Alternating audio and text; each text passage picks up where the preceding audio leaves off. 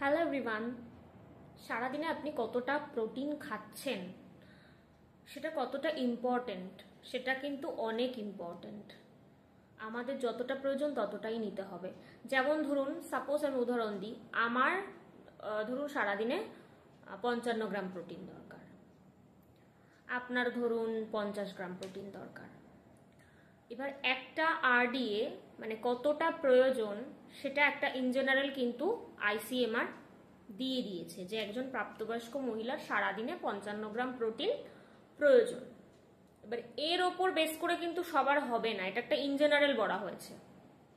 বাকি হিসাবটা হবে কিন্তু আপনার হাইট, ওয়েট, আমি বলতে চাইছি আপনার উচ্চতা, আপনার ওজন, আপনি কি কি ধরনের প্রফেশনের সাথে যুক্ত, আপনি সারাদিনে কি অ্যাক্টিভিটি করেন, আপনি কি ধরনের কাজ করেন, সবকিছুর ওপর বেস করে আপনার বিএমআই, আপনার ওয়েস্ট রেশিও সবকিছু মেজার করার পর কিন্তু একটা ক্যালকুলেশনে আসে যে আপনার মাইক্রোনিউট্রিয়েন্ট কতটা লাগবে, ম্যাক্রোনিউট্রিয়েন্ট কতটা লাগবে। ঠিক আছে, আমরা কি জানি ম্যাক্রোর মধ্যে পড়ছে কার্বোহাইড্রেট, প্রোটিন, ফ্যাট, আর মাইক্রোনিউট্রিয়েন্টের মধ্যে পড়ছে হচ্ছে ভিটামিনস আর মিনারেলস। তাহলে প্রোটিন নিয়ে আমাদের আলোচনা মানে আমাদের আলোচনা হচ্ছে ম্যাক্রোনিউট্রিয়েন্ট নিয়ে। আজকালকার দিনে কিন্তু মানে প্রচুর ইন্টারভিউতে আমরা সোশ্যাল মিডিয়াতে দেখতে পাই, সব কিছুতে দেখতে পাই যে মানুষের মধ্যে একটা প্রোটিন, কার্বোহাইড্রেট নেব না, একদম লেস কার্বোহাইড্রেট ডায়েট ফলো করব এবং সেখানে প্রোটিনটা থাকবে অনেক মাত্রা। এটা কতটা ঠিক? এটা বেসিক্যালি আমি বলবো ঠিক না। আমার দিক থেকে যদি আমি বিচার করি, প্রোটিন আপনি যত বেশি খাবেন, অতিরিক্ত মাত্রায় প্রোটিন খাওয়া মানে আপনার বডিতে কিন্তু ওয়েস্ট প্রোডাক্ট বেশি তৈরি হওয়া। আর যত বেশি ওয়েস্ট প্রোডাক্ট তৈরি হবে, কিডনি কি করবে? ওয়েস্ট প্রোডাক্টগুলোকে কি করে? আমাদের বডিতে থেকে যায় কি? থাকে না। কিডনি কি করে? থ্রু ইউরিন ওটাকে বডির বাইরে বের করে দেয়। কিডনি এটাকে বডির বাইরে বের করে দিচ্ছে থ্রু ইউরিনের দ্বারা।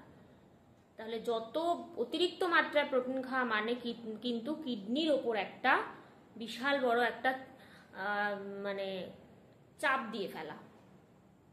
সে হয়তো কাজ সারাদিনে করছে 2 ঘন্টা, আপনি প্রোটিন খেয়ে খেয়ে খেয়ে খেয়ে, আমি উদাহরণ দিচ্ছি, সে সারাদিনে হয়তো কাজ করছে 2 ঘন্টা, তার করা উচিত। আপনি খেয়ে খেয়ে কিডনিকে এমন প্রেশার দিয়ে ফেলেছেন, তাকে কাজ করতে হচ্ছে 6 ঘন্টা। তখন কি হবে? সময়ের আগেই কিন্তু সে খারাপ হবে। ঠিক আছে, এবং আমরা কি জানি, কিডনি হচ্ছে আমাদের বডির কিন্তু একটা ডিটক্সিফাইং অর্গান লিভারের সাথে সাথে। তাই যারা ভাবছে যে প্রোটিন এসেনশিয়াল, অবশ্যই প্রোটিন এসেনশিয়াল। প্রোটিন আমাদের অনেক কাজ করে থাকে, আমাদের মাসল বিল্ডে, মাসল ডেভেলপমেন্টে, আমাদের থাইরয়েড হরমোন ফর্মেশনে, এছাড়া আরো অনেক কাজ করে থাকে। প্রোটিন যদি আমরা সঠিক মাত্রায় না খাই, আমাদের যে থাইরয়েড হরমোন ফর্মেশন হবেই না, সিক্রেশন তো অনেক দূরের কথা, অনেক দূরের কথা। প্রোটিন আমাদের প্রচুর কাজ করে, কিন্তু প্রোটিন অতিরিক্ত খাওয়া মানেও কিন্তু সেটা ক্ষতিকারক। যারা একদম প্রোটিন বেসড ডায়েট নেন তাদের জন্য আমি বলবো এটা, যে কার্বোহাইড্রেট অবশ্যই নিন। আর এক্ষেত্রে যেটা সব থেকে জরুরি সেটা হচ্ছে বিশেষজ্ঞের সাথে পরামর্শ করুন। Counselling is very important. আপনার টোটাল ব্যালেন্স, কখন কখন কি খাবো, কোনটা খাবো, একদম মেপে মেপে ধরে আমি বলছি না করুন, কিন্তু একটা ডায়েটারি কাউন্সেলিং কিন্তু আপনার বিশেষ প্রয়োজন। অন্তত কনসাল্ট করুন এবং ডায়েটারি কাউন্সেলিং করান।